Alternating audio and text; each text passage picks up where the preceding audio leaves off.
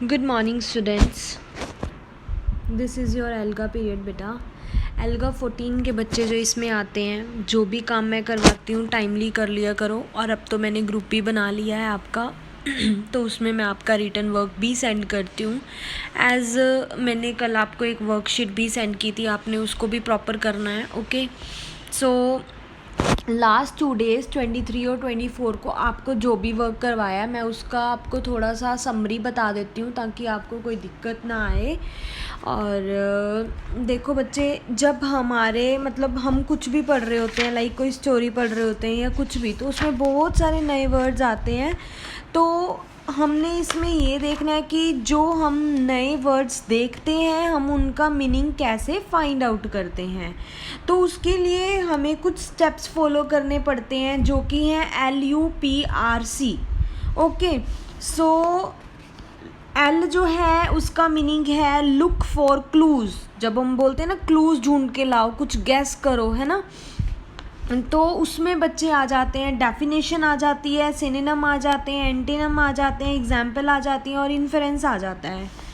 जब हम डेफिनेशन की बात करते हैं, कुछ वर्ड्स ऐसे होते हैं किसी भी पॉइंट की वहाँ पर डेफिनेशन दी होती है तो उसी में ही उसका मीनिंग भी दे रखा होता है।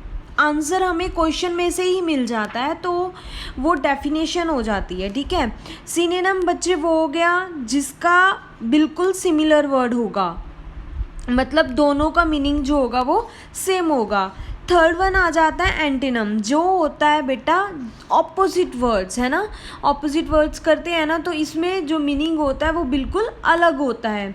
उसके बाद आ जाता है इन्फ्रेंस। इसमें क्या होता है, हमें ऑलरेडी कुछ पता होता है, उसमें हम अगर कुछ और गैस लगा देते हैं, ऐड कर देते हैं, तो हम उसको इन्फ्रेंस बोल देते हैं। उसके बाद हमारा जो सेकंड स्टेप है वो आ जाता है अंडरस्टैंड द वर्ड। उसके बाद हम क्या करते हैं, पूरी रीडिंग करके उस वर्ड को अंडरस्टैंड मतलब समझने की कोशिश करते हैं। फिर प्रिडिक्ट करते हैं, मतलब गैस करते हैं, हम अपनी तरफ से कुछ भी मतलब प्रिडिक्ट करने लग जाते हैं, सोचने लग जाते हैं, क्लू लेने लग जाते हैं या फिर गैस करने लग जाते हैं। और हम लाइक ब्यूटीफुल है, एक वर्ड ले लेते हैं ब्यूटीफुल, है ना, मैंने किसी को सेंटेंस में बोला you are looking very beautiful, तो मैंने अब गैस लगाया, प्रिडिक्ट किया कि मैं वो लग भी सुंदर रही है और उसको बोला भी यही जा रहा है कि यू आर लुकिंग ब्यूटीफुल। तो मैंने गैस कर लिया कि इसका मतलब क्या है, ब्यूटीफुल का मतलब है सुंदर। उसके बाद मैं पूरा सेंटेंस रीड करूँगी, जैसे you are looking very beautiful. तो उसके बाद मैं मीनिंग को चेक कर दूँगी प्रॉपर कि हाँ, क्या जो मैंने गेस किया, जो मैंने प्रिडिक्ट किया, क्या वो सही है या नहीं है। तो ये हमारे स्टेप्स थे। अगर हमने कोई न्यू वर्ड का मीनिंग जो है वो फाइंड करना है तो we have to go through from these 5 steps. And तो आपको ये तो समझ आ गया होगा, वीडियो में भी बहुत एग्जाम्पल्स ले के इसको समझाया गया है। अगर फिर भी कोई आपको डाउट रहता है तो यू कैन आस्क मी। तो ये पेज आपने बेटा रीड कर लेना है फ्रॉम बुक, जो मैंने अभी आपको एक्सप्लेन किया वो सभी इसमें दिया गया है विद द एग्जाम्पल्स। और उसके बाद हमारा आ जाता है एक स्टोरी है बेटा दबकी स्कूल। मैंने तो रीड करी, मेरे को बहुत अच्छा फील हुआ रीड करके।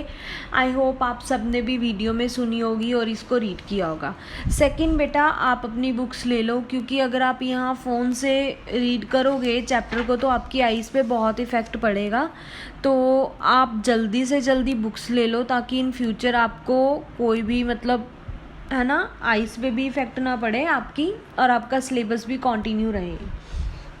आप बेटा 1-2 दिन में बुक्स ले लो जिन्होंने नहीं ली है। बहुत सारे बच्चों ने ले ली है, जिन्होंने नहीं ली वो ले लें, क्योंकि अब इसकी जो वर्क बुक लगी है बेटा, इसके चैप्टर के साथ साथ ग्रामर वर्क भी आपका चलेगा। आपकी ग्रामर बहुत इम्प्रूव होने वाली है इससे।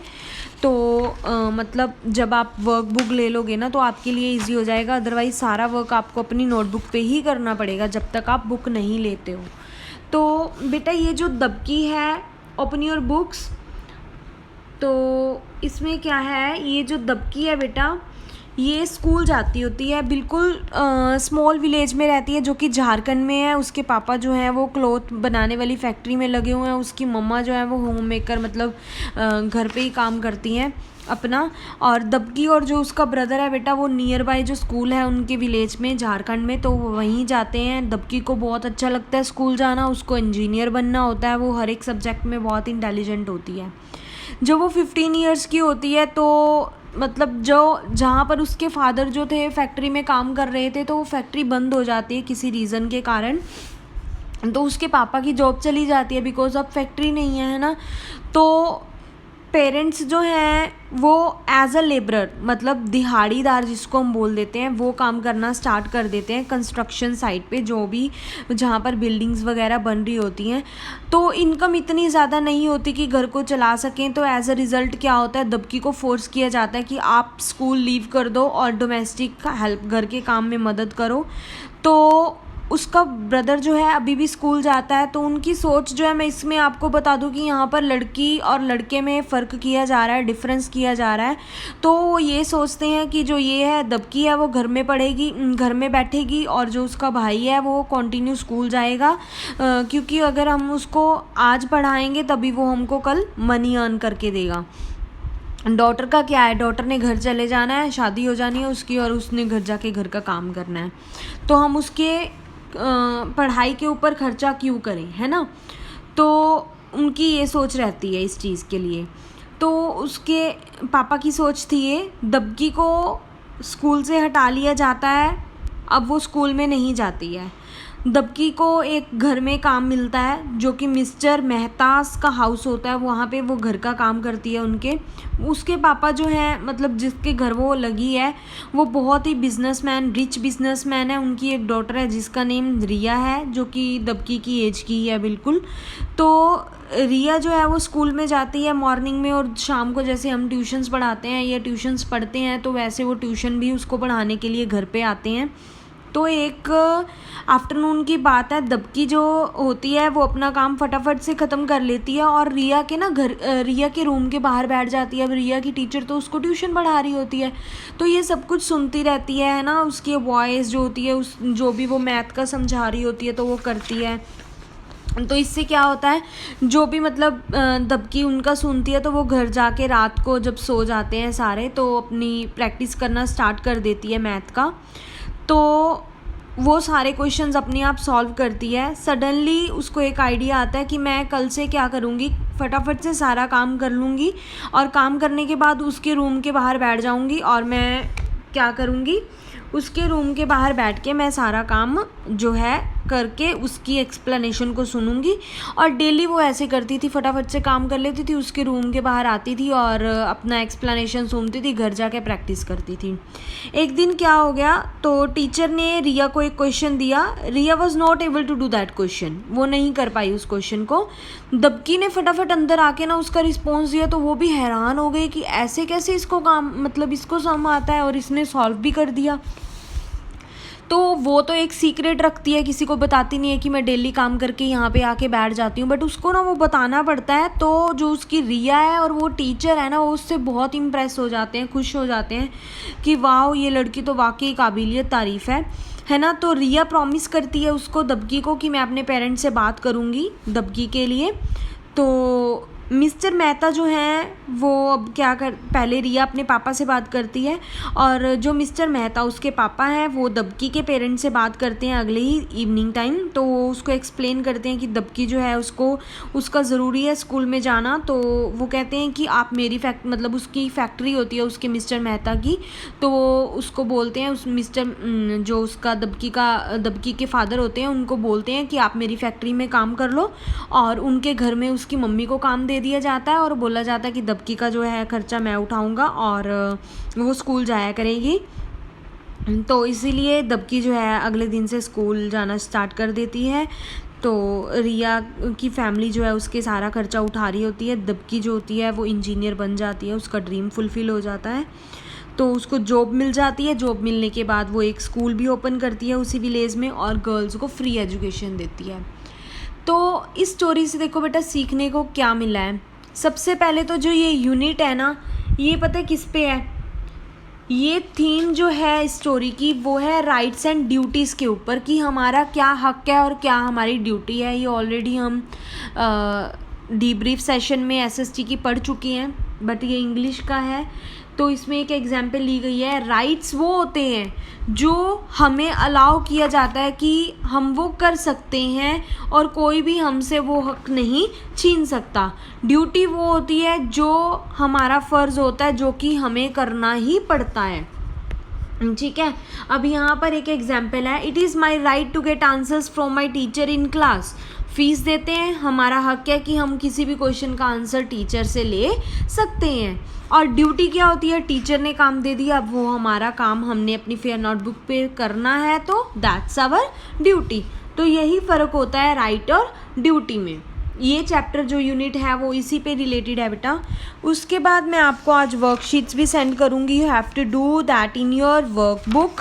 आपने वो जो है अपनी वर्कबुक के ऊपर करने हैं। पहले आप खुद ट्राई करोगे, उसके बाद आप मेरे वाले आंसर की से मैच करोगे। अगर गलत हुआ तो उसको सही कर लेना। वर्कशीट्स मैं आपको सेंड करूँगी। जिनके पास वर्कबुक नहीं है वो अपना सारा काम जो है फेयर नोटबुक पे उतारेंगे। वर्कशीट्स आप उस पर कर सकते हो रीडर की नोटबुक पे, बट जो ये पॉइंट्स अब मैं आपको शो कर रही हूँ स्लाइड में, ये हैं बेटा इनफॉर्मल लेटर के। तो इसमें आपने क्या करना है, इसमें आपने जो ये 5 पॉइंट्स हैं ना, ये एक्सप्लेन किए गए हैं कि हम इनफॉर्मल लेटर कैसे लिखते हैं। तो सबसे पहले पार्ट्स आ जाते हैं, कुछ पार्ट्स हैं जिसमें सबसे पहले सेंडर का एड्रेस आता है। उसके बाद आप पेज नंबर जो आपकी बुक है ना, रीडर बुक है जो, उस पेज नंबर 12 पे देख सकते हो एक लेटर दिया हुआ, तो उससे आपको बेटर पता लगेगा। तो जो सबसे पहले आपका आएगा सेंडर एड्रेस आएगा, फिर उसके बाद डेट आएगी, उसके बाद सैल्यूटेशन मतलब जिसको आप लेटर लिख रहे हो वो आएगा, उसके बाद इंट्रोडक्शन आएगी, फिर उसके बाद कंक्लूजन, बॉडी आएगी, बॉडी के बाद कंक्लूजन आएगा, कंक्लूजन के बाद सब्सक्रिप्शन, जो भी लेटर लिख रहा है उसका नेम वगैरह आएगा।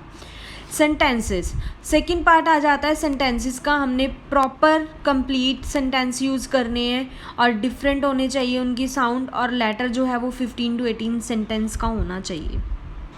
वर्ड्स, डिफरेंट वर्ड्स एक्सप्लेन करेंगे, हम यूज़ करेंगे वहाँ पर कि क्या हम क्या कहना चाहते हैं, और इसमें एग्जैक्ट वर्ड यूज़ करने हैं। ओके, जो भी हमारे माइंड में है। आइडियाज़, इसमें प्रॉपर डिटेल्स आएंगी, एग्जाम्पल आएंगी, जो भी हम अपने आइडियाज़ को एक्सप्लेन करना है, और इसमें क्वेश्चंस भी आ सकते हैं जो भी हमारे माइंड में हैं। उसके बाद ग्रामर का एक पॉइंट हमने ध्यान में रखना है, जब हम लेटर लिखते हैं तो करेक्ट स्पेलिंग होनी चाहिए, ग्रामर करेक्ट होनी चाहिए और नीट एंड क्लीन होना चाहिए। तो ये 5 स्टेप्स जो हैं हमें अपने माइंड में रखना चाहिए वाइल राइटिंग लेटर। तो you have to write these 5 points in your grammar notebook. आपने 2 नोटबुक्स लगानी है बेटा, first for reader and second for grammar. अब तक जो मैंने वर्कशीट्स आपको करवाई हैं आप वो फेयर नोटबुक पे, रीडर की नोटबुक पे करोगे। अगर आपके पास वर्कबुक है तो आप वर्कबुक पे करोगे। और सेकंड थिंग, आपने जो ये 5 पॉइंट्स है वो ग्रामर की नोटबुक पे करने हैं। कल हम इसका लेटर भी करेंगे, ठीक है। जो भी काम है मैं आपको आज करवा दूँगी। रिटन वर्क मैं आपको ग्रुप में सेंड करूँगी। अगर फिर भी आपको कोई डाउट रहता है तो आप मेरे से समझ सकते हो। दूसरी बात, रीडर की बुक पे जो एक वर्क है पेज नंबर 9 पे, तो मेन आइडिया वाला जो है, इसमें चैप्टर बताया गया है कि इसका मेन टाइटल क्या था, कौन कौन से इसमें इंपॉर्टेंट वर्ड्स थे, कौन सी डिटेल दी गई थी और मेन आइडिया क्या था उसका, है ना।